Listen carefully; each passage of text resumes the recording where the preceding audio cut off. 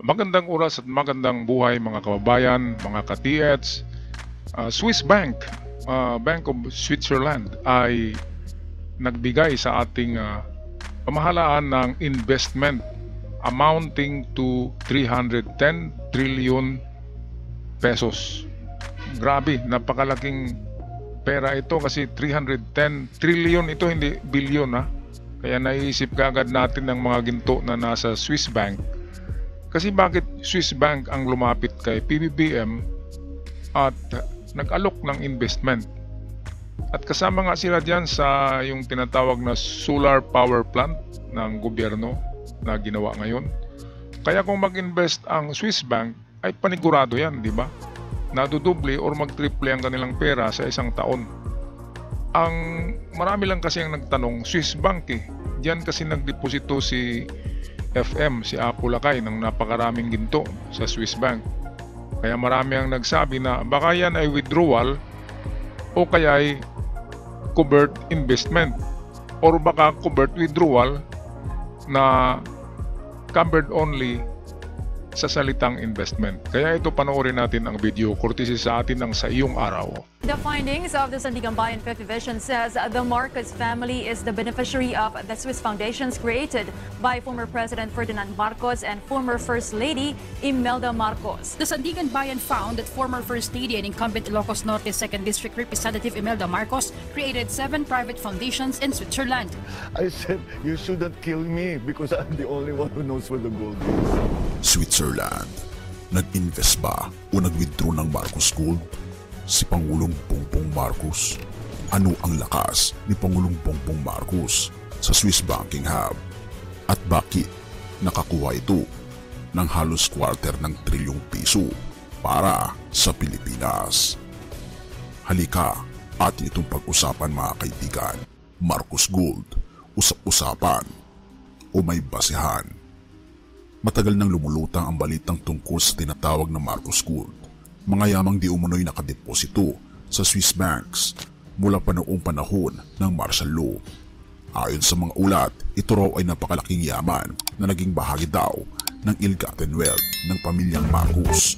Ngunit ayon sa pamilyang Marcos, binahagi ng dating First Lady Imelda Marcos na ito daw ay pagmamay-ari na ng kanyang yumaong asawa bago pa man ito maging presidente ng Pilipinas.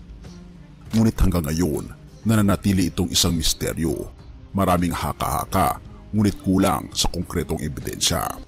Switzerland, bakit ito biglang naglagak ng halos 310.74 bilyong piso sa Pilipinas? Pero ang mas malaking tanong, ito ba ay tunay na investment o isa lamang covert na withdrawal ng Marcos Gold? Ayan, so yan ang napakalaking tanong kasi ito ang Swiss Bank eh. Dito nilagak ni FM karamihan ng kanyang mga ginto. Kaya mag-isip talaga tayo na bakit mag-invest ang Swiss Bank sa Pilipinas ng mga proyekto? Bakit magipag-partnership sila sa Pilipinas? Anong makukuha nila, di ba? Sa tingin nila, tayo ay third world country pa, so hindi mag-click ang investment na yan. Lalo na 310.74 billion pesos, napakalaki. Yan nga ay amount ng mga gold dyan sa Swiss Bank eh. Isang account yan ni FM, ang ganyang kalaking halaga. Trillion pesos yan, hindi billion. Kaya 310, naku, bayad na ang utang natin dyan. Kasi ang utang natin ay nasa 13 trillion na lang sa ngayon. Dahil binayaran na ni FM ang halos 3 trillion nung nakaraang taon. Okay, kaya maganda eh, kahit sinong mag-isip niyan, bakit nga ba lumapit ang Swiss Bank kay FM sa Pilipinas at biglang nag-invest ng 310 trillion pesos? Diba? Saan ba kayo bubuto kung kayo bubuto? Investment ba yan o talagang ibinalik na nila ng dahan-dahan sa patago or covert na paraan ang pagbalik ng mga kayamanan ng Marcos sa totoong beneficiary nito? Kaya ito, maglalaway na naman dito ang mga DDS. Balik tayo sa video. Na unti-unti nilang nilalabas sa Swiss Bank sa likod ng tagumpay ni Pangulong Ferdinand Marcos Jr. na mapalapit sa Swiss investors. Ano nga ba ang sekreto ng kanyang lakas? Alamin natin ang mga detalye na maaring nagtatago sa likod ng kwentong ito. Ngunit bakit biglang naging interesado ang Switzerland sa Pilipinas sa ilalim ng administrasyon ni Pangulong Marcos? Bakit nga Ito ba? ba'y simpleng negosyo o isang tahimik na paraan para mabawi ang mga deposito ng yaman ng mga Marcos Baka. mula sa Swiss banks? Ang tanong na ito ay patuloy na bumabalot sa isipan ng maraming Pilipino. Pero bakit ang Switzerland ay nagbuhos ng ganitong kalaking halaga? Ang Switzerland ay kilala sa pagiging neutral at maingat sa kanilang mga galaw sa pandaigdigang ekonomiya. Ngunit bago pa man pumasok ang 2025, naggumit ito ng napakalaking halaga sa renewable energy at digital infrastructure sa Pilipinas.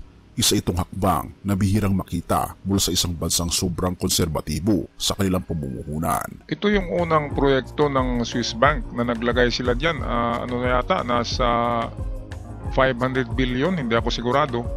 O 52 billion. Sigurado nito ay 3 digit, mga nasa 500 billion.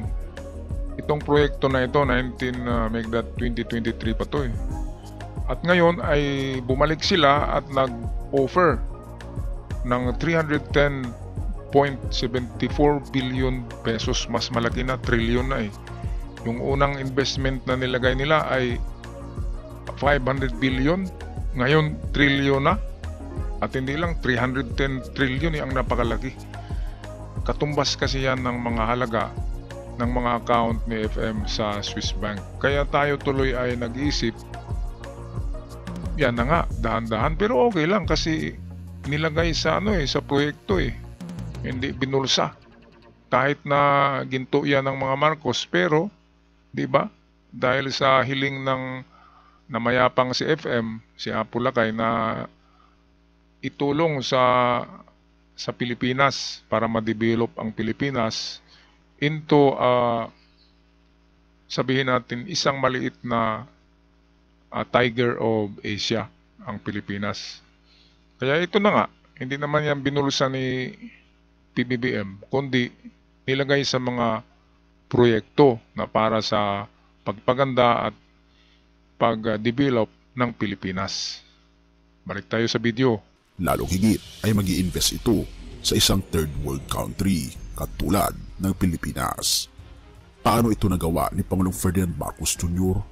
Ang kanyang power play ay maaring nakaugat sa diplomatikong lakas at reputasyon ng kanyang pamilya sa mga banyagang institusyon.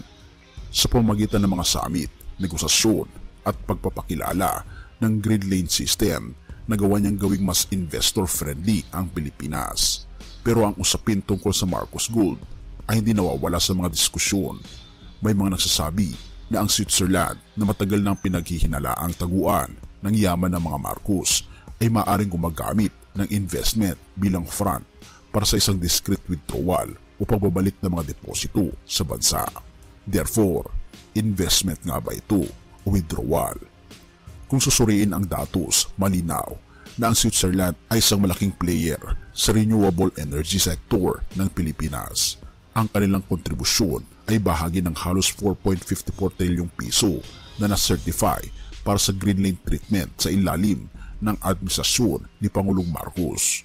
Ngunit hindi maikakaila na ang timing ng kanilang pag-invest ay nagbubukas ng tanong, ito ba'y simpleng negosyo o may mas malalim na layunin?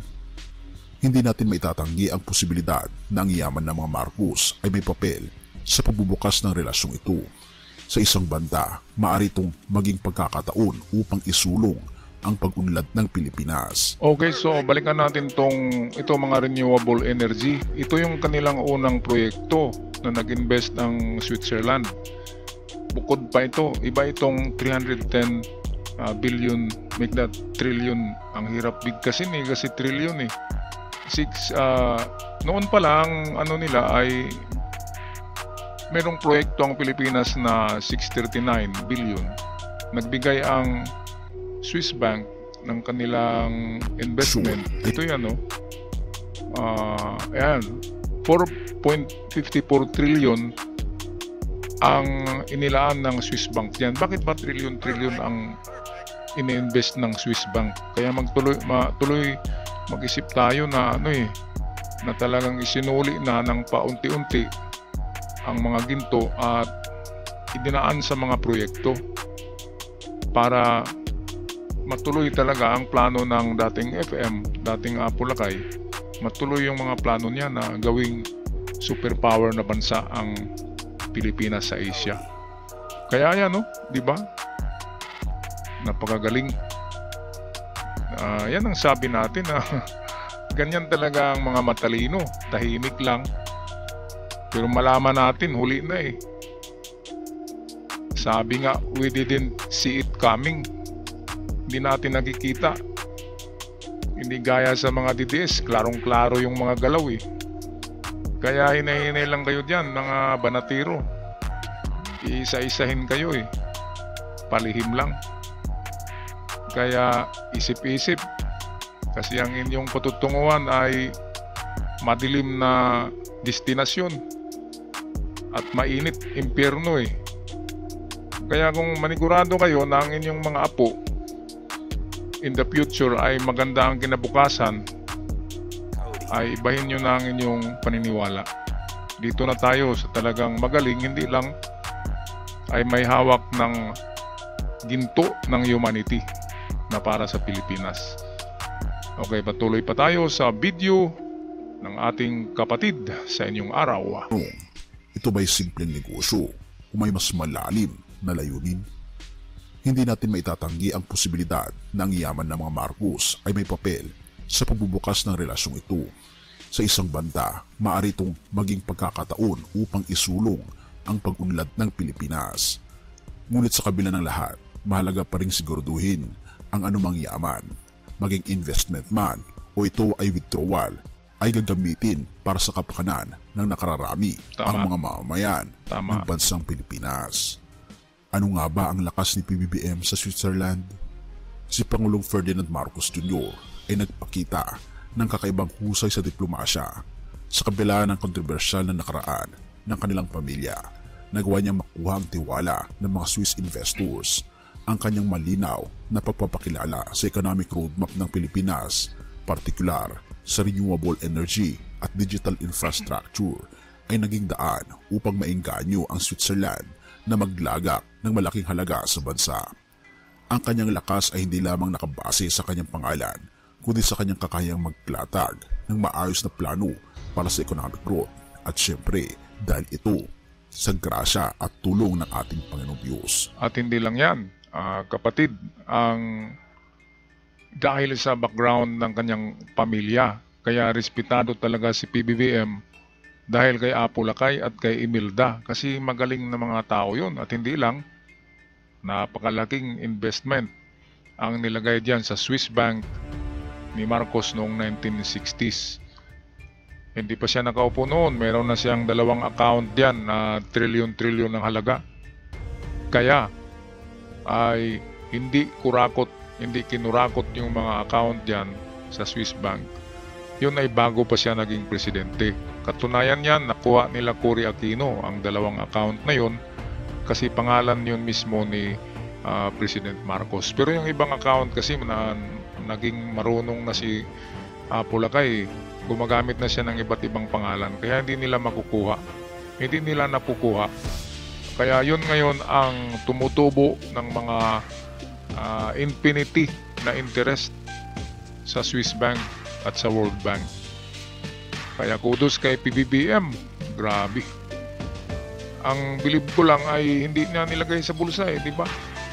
Pwede namang kung covert na withdrawal yan ay pwedeng diretso sa account niya. Pero hindi. Idinaan niya sa proyekto at sinundan nga niya ang gusto ng kanyang ama. Yung nakasulat sa Last Will and Testament ay sinusunod talaga ni PBBM. Kaya diyan natin makikita na mayroon talagang ginto. Meron talaga silang gintong nakatago o nakadeposito diyan sa World Bank at sa Swiss Bank. Alright, so kung magpaalam na, maraming salamat. Huwag kalimutan mag-subscribe sa ating channel. Malaking tulong ang inyong pag-subscribe sa akin at sa iba pang mga kababayan natin para malinawan ang pag-iisip. Ako'y magpaalam na. Maraming salamat.